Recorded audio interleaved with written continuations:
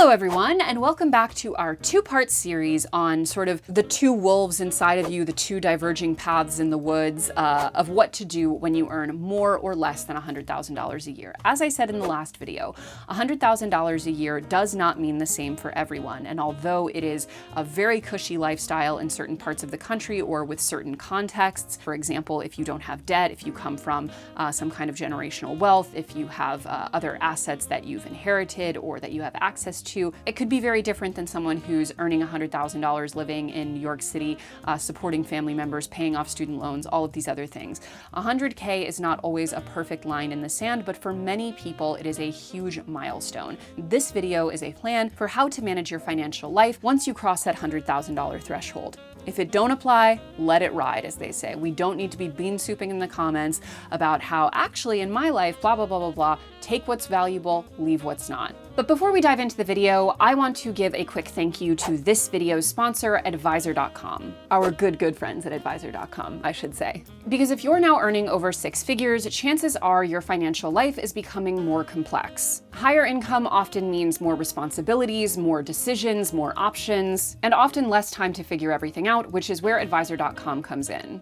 So I have personally been using a financial advisor for several years now. I'm currently making a few big life choices with my finances, and I have talked to my advisor many times about the best way to navigate it. I should say our financial advisor, I do it with my husband. And one of the things that's really good about Advisor.com, if you are someone who's been considering working with a financial advisor, is that they work on a flat fee, transparent model, which means that their advisors work for you and not for commissions. You get the same service regardless of how much money you have invested or how much you earn. The TFD community also makes up now a huge part of the advisor clientele. We have tons of testimonials, as you can see here, from our TFD community about how much they love working with Advisor.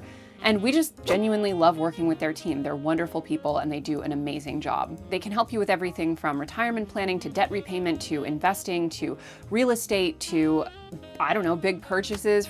Sometimes I just call them because I'm freaked out about the news. But anyway, if you're at the level where you are considering a financial advisor, definitely give them a call. It is totally free and has no risk. Just take the short quiz that's linked in our description and you will set up a free consultation with one of their advisors, and you'll never have to make another financial decision alone. Plus, when you sign up through TFD, you will get $500 off your first year. So check them out. Now, this video is going to focus on slightly more advanced or nuanced financial activity and planning. If you have not mastered the basics, if you don't have a functioning budget, if you don't have an emergency fund, if you are still more on that 101 level of financial management, no shame whatsoever. Plenty of people are high earners and total messes with money, or are living paycheck to paycheck, or are spending way beyond their means. It is not the end of the world, but it probably means that the first video in this series is going to be more applicable to you. So I recommend going back to watch that one before you watch this one. But anyway, let's get into it. Step one is going to be optimizing your investment strategy. Now, in the first video, we talked about the very basics of starting to invest, things like using your 401k at work, opening a brokerage account, having things like very broadly diversified index funds, etc. Assuming you have those 101 things in place, let's talk about the next level. Now, as I mentioned, it may make sense at this point to speak with a financial advisor if you want to have a very diversified and optimized strategy based on what you personally are looking to accomplish, but some people don't need one at all. It totally depends on your situation. But if you want to start leveling up your investments yourself, you're going to want to start, of course, with your tax-advantaged accounts like your 401k, 403b, or IRA. You'll want to max out your 401k or IRA contributions wherever possible. For reference, the 2025 limits were $23,500 for a 401k and $7,000 for an IRA.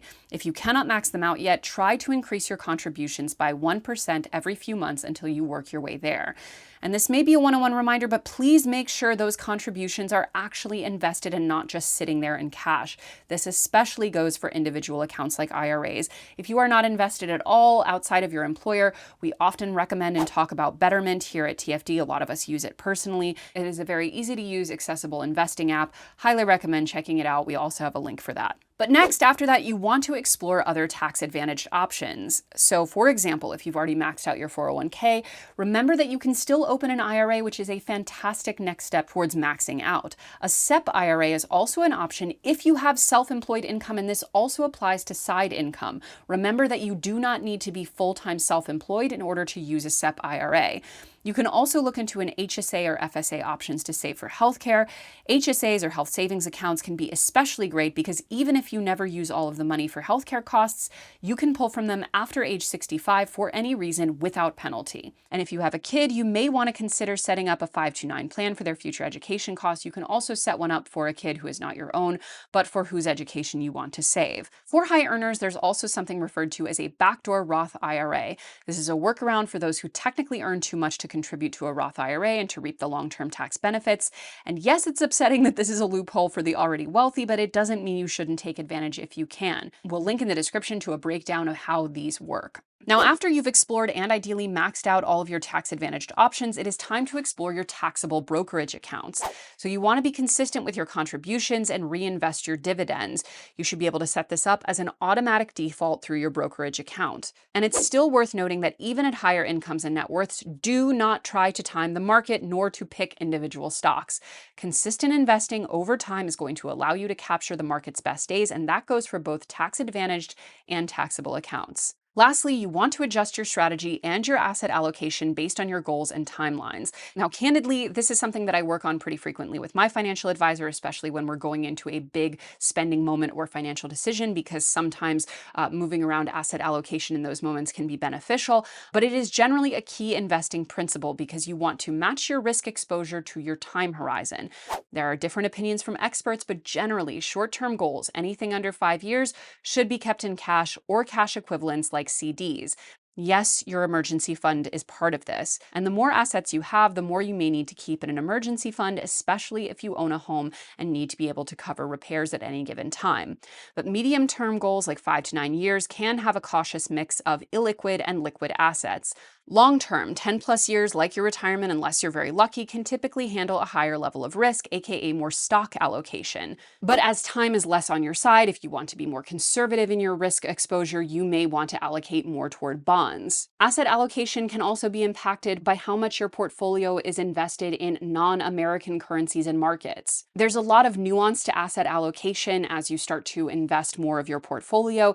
Again, this is something you may want to talk to a financial advisor about. I work with a financial advisor for this purpose, among many others, but it is also something you can do yourself. But it is very important to read on this, to learn the research of how and where your money should be kept based on what you need it for, based on how long it's going to stay there, and based on several other factors that may be pertinent to your specific situation. But that's going to bring us to step 2, which is leveraging your passive income. Because ultimately, the point of passive income is to get closer to a state of financial independence, even if you don't plan to retire early. It is about being less reliant on your active income and therefore less vulnerable to changes in things like the job market or your specific industry, or even your own personal body, because something could happen to you that makes you unable to work for a certain amount of time, or maybe you just don't want to work for a while, or change jobs or go back to school, or any other number of things. Passive income can also help you cover expenses without necessarily having to draw down on your paycheck. That could be everything from eventually buying property, to taking care of aging parents, to paying for a child's school, to anything in between. Now, as I mentioned in the previous video, investing is generally the most accessible form of passive income. But outside of retirement, that also means being intentional about when and how to use that passive income. So you need to determine when it makes sense to sell off taxable non-retirement investments in order to fund other goals. This is, once again, something you can consult a professional about, but you can also figure it out yourself. Just know that when it makes sense to draw on your passive investments is going to be a combination of factors, things like the state of the market, the tax implications, what the money is being used for, etc. We'll link you to a guide in the description that will help walk you through some of this, but know that each situation is going to be different. Now, as I said, real estate is not a form of passive income. It is actively managed, even if you have to outsource that management to someone else. So things like earning rent from a property that you are renting out, although it is often an additional stream of income to your actual job, is not a totally passive thing. However, things like building up equity in a property can result in passive income if you sell that property and leverage that income. So always being aware of what your current state of equity is if you own property, and how you can increase that in ways that don't don't necessarily cost a lot up front is a very important thing to regularly check in on. For example, in New York City, I own an apartment that is quite small, but in a desirable neighborhood that's pretty stable in value, meaning that optimizations within the home are one of the only ways I have to realize increased equity beyond just the appreciation of the market. Now, often that comes down to things like renovations that really improve a space, make it more practical or optimized or modern, but it may be worth talking to a real estate broker about what could be options for the space you live in, where the money you might invest in these upgrades could result in much increased value on the market. But it is important to remember that owning a home is not always necessarily the best financial move. Renting can be smarter in high-cost markets or if you need flexibility. We linked in the description to a rent versus buy calculator that will help you get a good idea of whether renting or buying is the best move. And one thing that works for some people in larger properties is house hacking, where you buy a multi-unit building and live in one unit while you rent out the other. But again, remember that this is not passive. Also, you just want to make sure to be cautious with real estate debt and equity, because just a bank approves a big mortgage does not mean that you should take it. You could be approved on a mortgage that far exceeds what you spend. And HELOCs or home equity loans are typically risky unless they are used sparingly and strategically. Always do a ton of research and consult professionals before deciding to go this route. But step 3, and again, this is whether or not you plan to retire early, is to create your financial independence plan. So first, you want to start visualizing. Where do you want to live as you get older? What do you want to be doing professionally? Do you want to be working full time? And if not, at what age do you want to stop? Do you want to pivot careers? Do you want to volunteer? Do you want to have kids? Do you want to not? Do you want to travel? Do you want to live in another country? All of these questions you need to ask yourself to decide first and foremost, what is the life you are building toward? Then, once you have your visuals mapped out, I personally like mood boarding for my life plan. Once you have it mapped out, you then want to start putting numbers on those life goals. If you want to have a kid, where you live, how much does the average kid cost in a given year? If you want to move, how much would it cost to move there? If you want to go back to school, what do those degrees cost, and what do the industries you're likely to go into pay? Do you want to have certain hobbies that might have a fixed cost associated? What are they cost? Do you want to travel? How much would your travel budget be annually?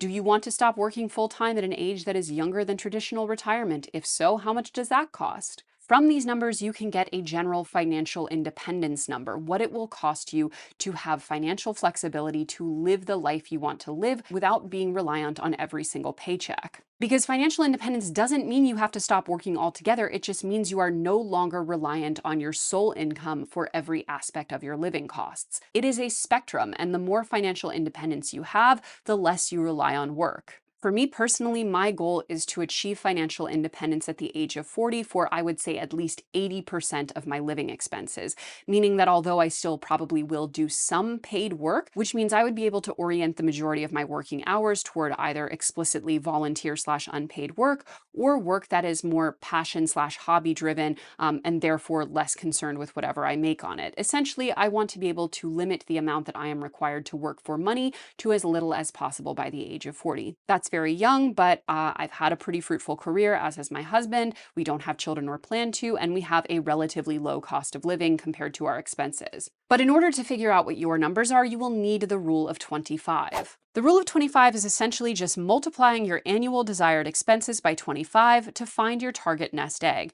For example, if you're planning to spend $150,000 a year in retirement, you would need to have a $3.125 million portfolio before that could happen. Now, of course, this is typically the rule recommended for retirement around the age of 60 plus. If you want to retire early, you need to be more conservative and multiply it by 30 or by 35. Then you'll want to use an online calculator to factor in your retirement account contributions, your pensions, or other retirement income, but to be conservative with Social Security assumptions, especially in our current political climate. Next, you want to make sure your money is protected. You need an estate plan in place, especially if you have dependents. This would include your will and trust, your power of attorney, your healthcare directives, and it will be an upfront cost since you will likely need to go through a lawyer, but it is an essential part of protecting yourself, your family, and your assets. The worst thing you can do to someone you love is have your death be first and foremost a financial and administrative nightmare. I have seen this happen so many times, and it is heartbreaking every single time. Sometimes people pass away unexpectedly and their partner literally can't even open their phone. Like, there is nothing, I would say, that is more important if you love someone in your life and want to make sure that your unexpected passing is as manageable and undevastating as it possibly can be within its devastation. The most important thing you can do is your estate planning. Also, you need to make sure to update the beneficiaries on your accounts regularly because they can override wills. So make sure to keep them as updated as you can as your life changes. That's children, grandchildren, divorces, deaths, etc. Lastly, you want to make sure that you have a simple term life, not whole life, term life insurance in place if you have dependents who would be devastated by your loss of income. And you always want to conduct at least once annually a major financial review. That means going over all of the things that we've discussed, as well as your own lifestyle changes, your goals, your spending habits, to make sure that the decisions you are making on a daily, weekly, monthly basis are in alignment with what you want your life to be.